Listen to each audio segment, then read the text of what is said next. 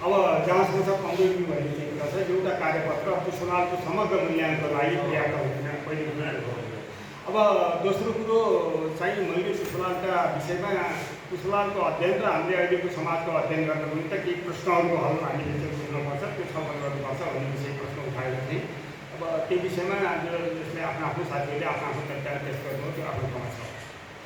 तर म फेरि पनि के भन्छु र भन्दै पनि आएको छु र अस्तिको यो हाम्रो साधारण सभामा के भनेदेखि हामीले यो मञ्चलाई कृपया त्यो मञ्च नबनाइदिउँ जसले चाहिँ यो पार्टीको एउटा रुखबन्दी गर्ने थलो, पार्टीको एउटा पार्टीको प्रचार गर्ने थलो, एउटा पार्टीको जीवन चरित्रको व्याख्या गर्ने थलो, एउटा पार्टीको विरोध गर्ने थलोको रूपमा चाहिँ यो प्रयोग नहोस्। किनभने कमरेड पुष्पलालले भन्नुभएको छ अन्तर्विरोधहरू पार्टीभित्र व्यापक भए, जति अन्तर्विरोध भयो त्योभन्दा बढी पार्टी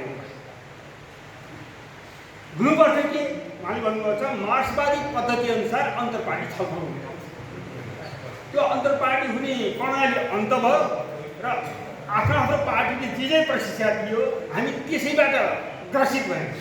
म ग्रसित भएँ भन्छु किनभने संसार बदल्नुपर्छ भन्ने चाहिँ हो मार्क्सवादको सार।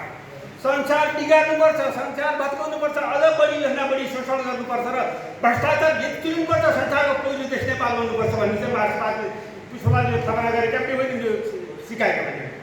हामी यत्रो भ्रष्टाचार छ भन्छौँ, प्रधानमन्त्रीदेखि राष्ट्रपतिदेखि लिएर साधारण जनतासम्म पनि भ्रष्टाचार छ नेपालमा, चर्को भ्रष्टाचार भन्छ। अमेरिकी राष्ट्रपति नेपालमा भ्रष्टाचार छ भनेर चिच्याउँछ। यो भ्रष्टाचार रोक्नेको संसारको शक्ति सबभन्दा ठुलो रोकिदिनु हो, अमेरिकाको राष्ट्रपतिले रोकिनु पर्थ्यो, यहाँका सरकारले रोकिदिनु पाए, प्रधानमन्त्री राष्ट्रपतिले रोकिदिन्थे। अब यो रोक्ने कसले हो? यो रोक्ने भनेको जनता हो, खालि जनताले मात्रै। त्यसैले जनताको एउटा आवश्यकता छ, त्यो आवश्यकता कायम राख्नको लागि अहिले हामीले पार्टीको विरोध गरेर हुँदैन। यहाँ कतिपय साथीले भन्यो हामीले पार्टी फुट्न सक्छ भने फुटाउनु पर्छ, त्यो सङ्गठन पनि फुट्छ भने फुटाउनु। यस्तो चिजको जोस देखिन्छ तर प्रकृतिक हाम्रो हुँदैन। यस्तो प्रयोग हामीले नगरौँ, यही अनुरोध गर्छु मैले। र खास गरेर व्यक्तिलाई इङ्गित गरेर हामीले केही पनि कुरा नगरौँ।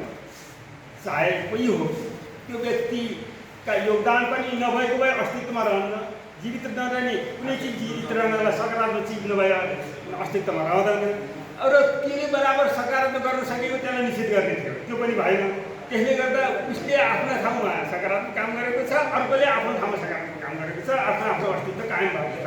र जनतामा स्थापित त्यसरी नै भएका छन्, केही काम गरेका छन्, त्यसरी भएका छन्। त्यसले गर्दा हामी मञ्चलाई कृपया अलि राम्ररी छलफल गर्ने अलि स्तरमा लैजाउँ। र हामी यहाँ बढी चाहिँ नेपालमा एउटा संस्कृतिको विकास भएको छ अरूभन्दा।